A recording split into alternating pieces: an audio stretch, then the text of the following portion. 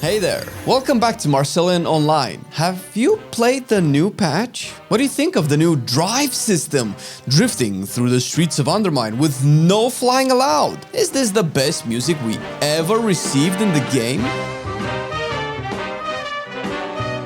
And what about the dungeons and raid this tier that are super focused on goblins, robots, and explosions? Has WoW made us into bitter players? Was it the fault of Shadowlands? Or maybe Warlords of Draenor? I'm legit asking you because I see people actively trashing the current patch and I cannot help but feel they are wrong. Or maybe we are wrong. Well, at the very least, the patrons are keeping us in check with the content that we do, actively supporting stuff like the new Marcelian Online player profile that is free to use for everyone, both the light and the pro version. Thank you for helping us make the content we love, and here's to all the cool stuff we have planned for in the next few weeks. Hopefully, it's gonna be worth it for you. Now, a lot of the time, we as content creators tend to be biased when given our opinions on some things in the game. There are players in WoW that do not experience the content at the level we do, and they sometimes go unheard. Also, there are those people that like to complain and hate on the game or the devs or both just because it seems to have become the norm. Either way, let's see what the community thinks about this patch.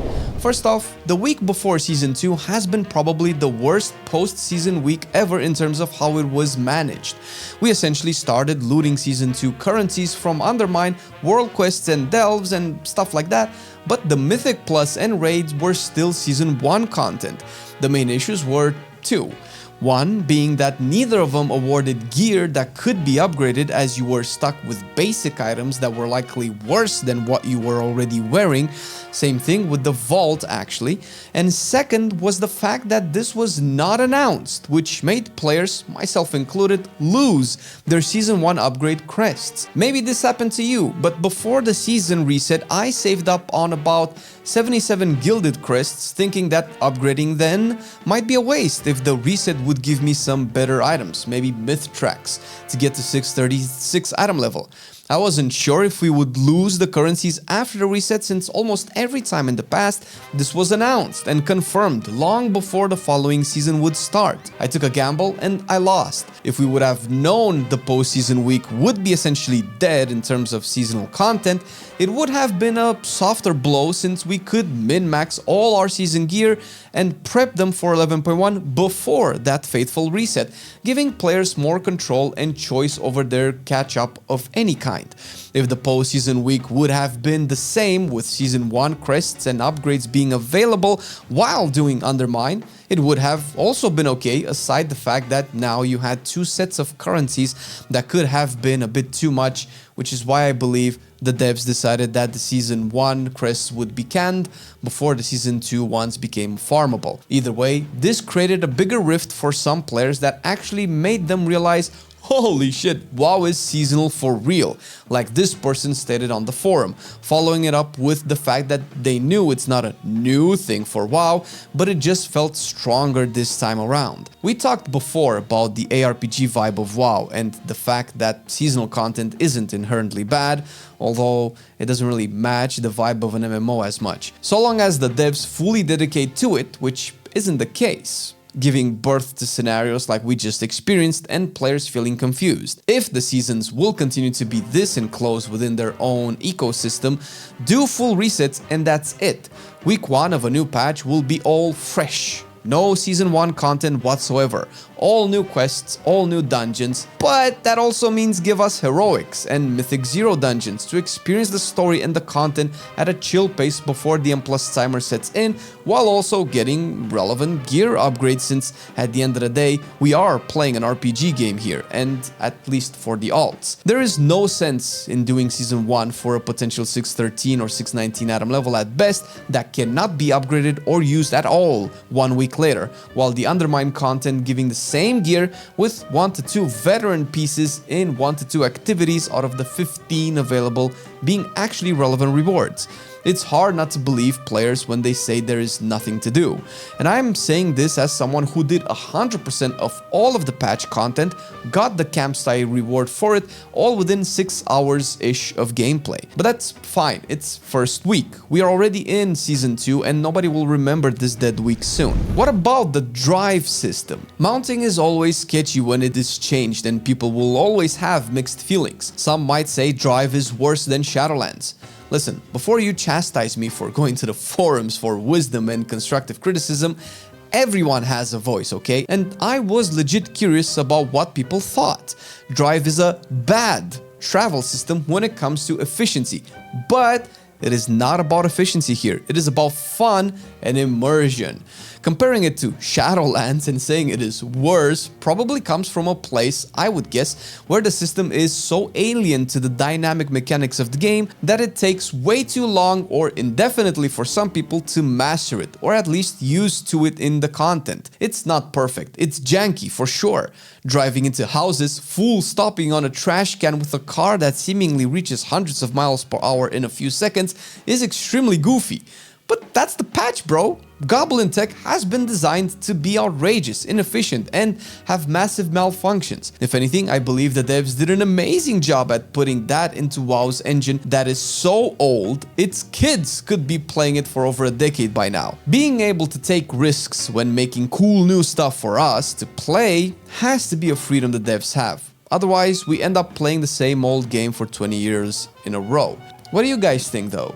Was your drive experience worse than Torghast? Damn. And speaking of the theme of the patch, this might just be the first ever patch to be so heavily themed around one main concept, in our case that being goblins. And with goblins, we of course have explosions, rockets, robots, and junk. A lot of junk. Also jazz. And Undermine, a zone that was teased decades ago, all the way back to alpha stages of WoW, where it was a set of islands, really big by the way, to the southeast of Kalimdor. So it's not new as a concept or lore. Players have been asking for it for a long time as well, so I can see a group of developers thinking, okay, these guys want Undermine, the Goblin Mecca.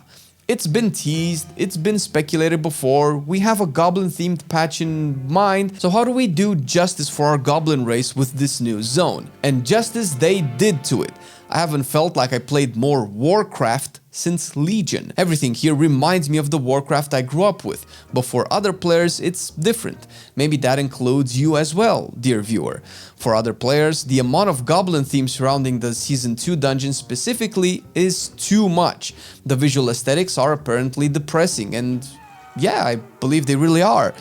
To match the theme of the patch, we received revised and reworked versions of Motherlode and Mechagon, a gnome dungeon by the way, to further consolidate the vibe of the patch. It has dark colors, a rusty look, steampunk all around, but that's good, no?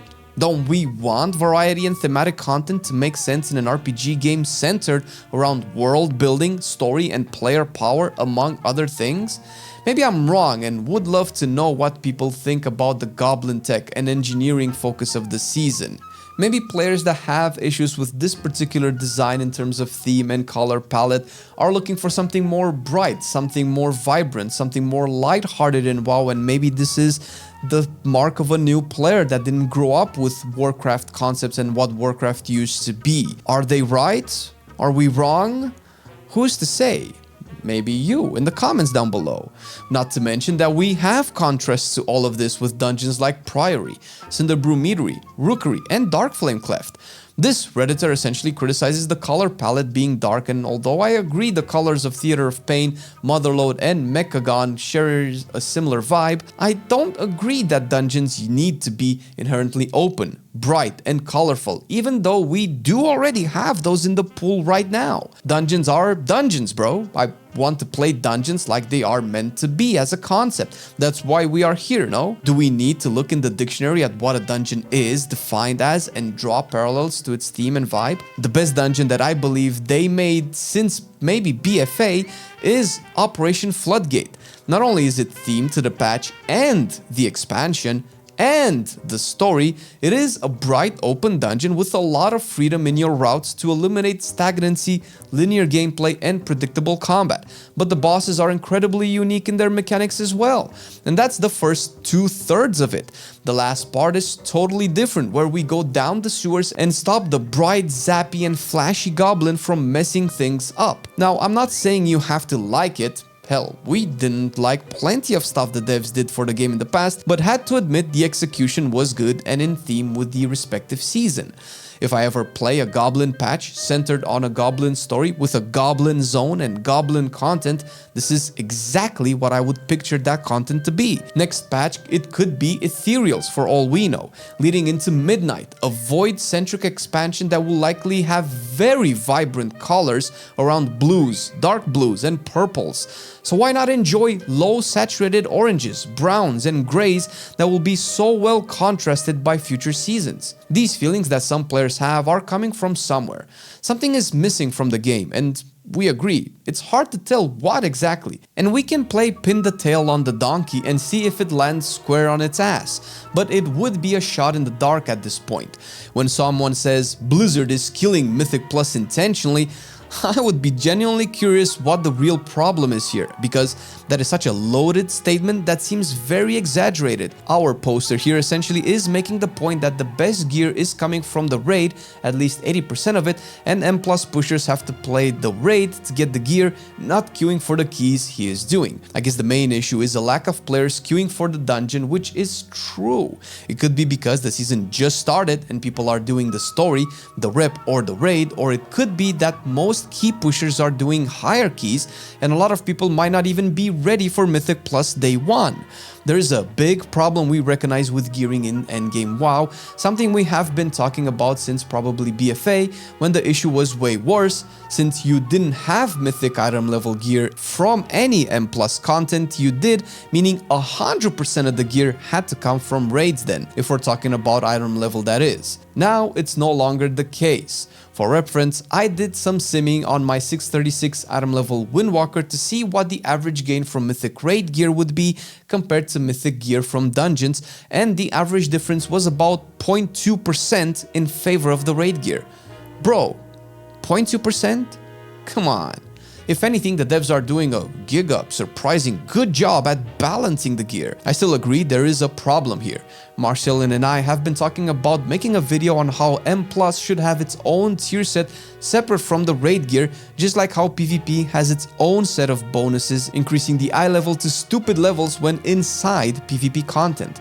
The system isn't perfect, but once again, from what we have to Blizzard is killing M+ is a big stretch.